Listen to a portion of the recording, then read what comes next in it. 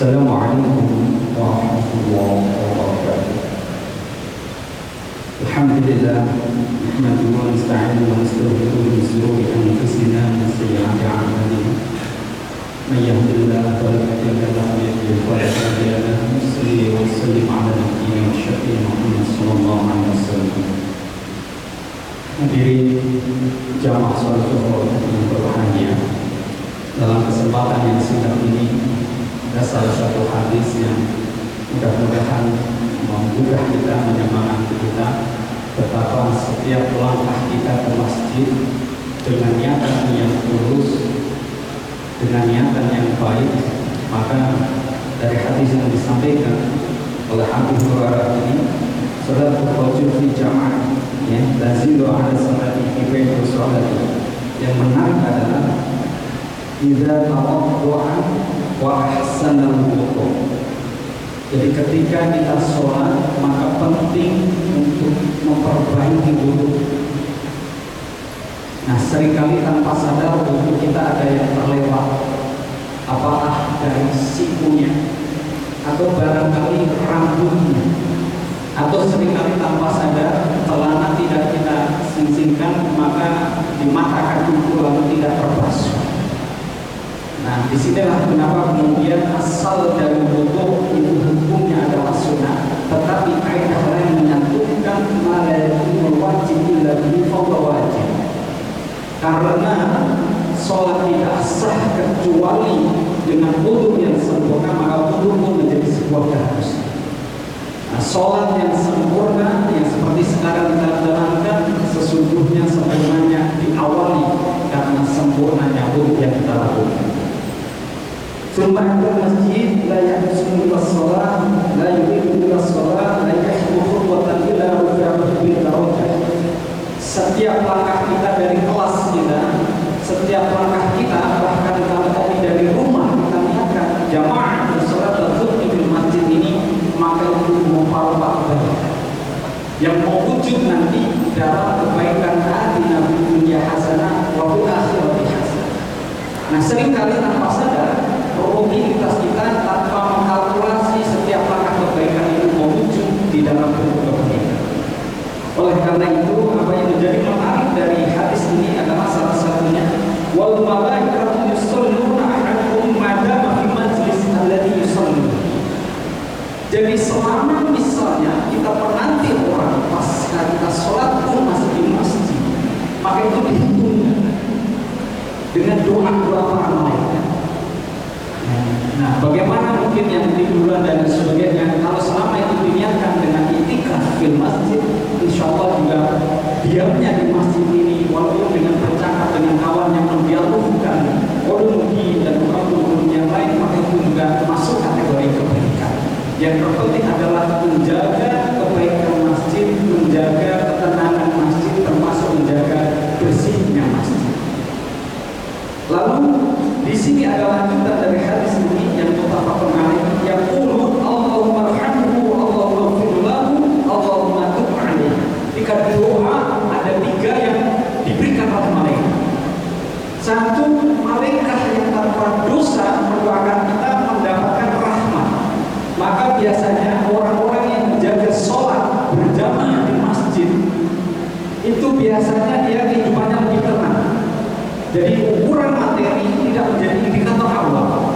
Perhatikan misalnya riset yang sederhana, pribadi-pribadi yang dia khusyuk menjaga sholat tepat waktu di masjid berjamaah, biasanya kehidupannya lebih tenang. Dan ada biasanya efek samping dari pribadi yang tidak menjaga sholat terutama tepat waktu, biasanya tersibukkan dengan urusan-urusan dan dia berhenti. Dan seringkali kemudian ada yang mengonsulkan dan sebagainya, seringkali pendapatan kesibukan yang makin meningkat di ujung bulan dia mengalami krisis dan tidak bertahan.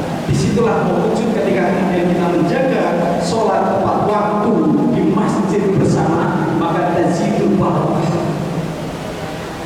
Nah, kalau kemudian mau dilakukan riset secara lebih sederhana atau lebih serius, bisa kita clustering, kita tipologikan bagaimana mahasiswa-mahasiswa menjaga sholat sunnahnya, amalan berjamaah. Saya pernah melakukan di beberapa asrama, ternyata ada korelasi yang sangat kuat antara pribadi yang menjaga ibadahnya dengan prestasi dan percepatan prestasi. So, silahkan kalau kemudian itu mau diuji. Kenapa demikian? Secara teoritik, panggilan dari muazzin kepada kita ketika kita sholat itu bukan panggilan orang, tapi panggilan aqimus sholat, yang panggilan kepada kita untuk kemudian bersujud kepada Allah. Dalam hierarki struktural, setelah panggilan Allah adalah panggilan orang tua.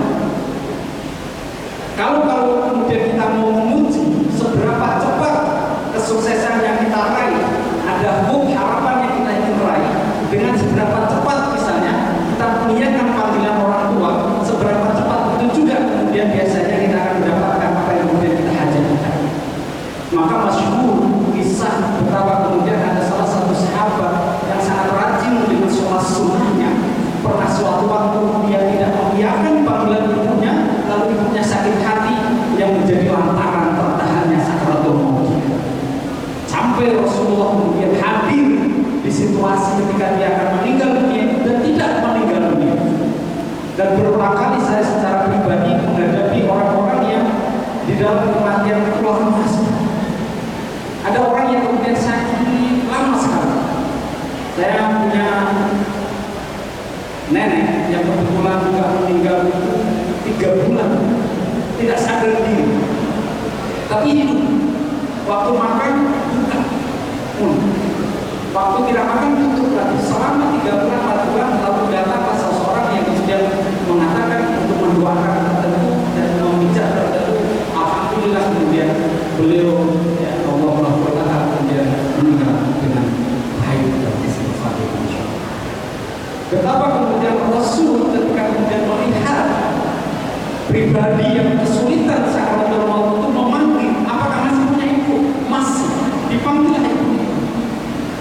Dan biasanya maaf, kita seringkali ya sering ada mahasiswa atau kemudian jamaah yang kemudian mengkonsulkan, Ustaz kenapa ya?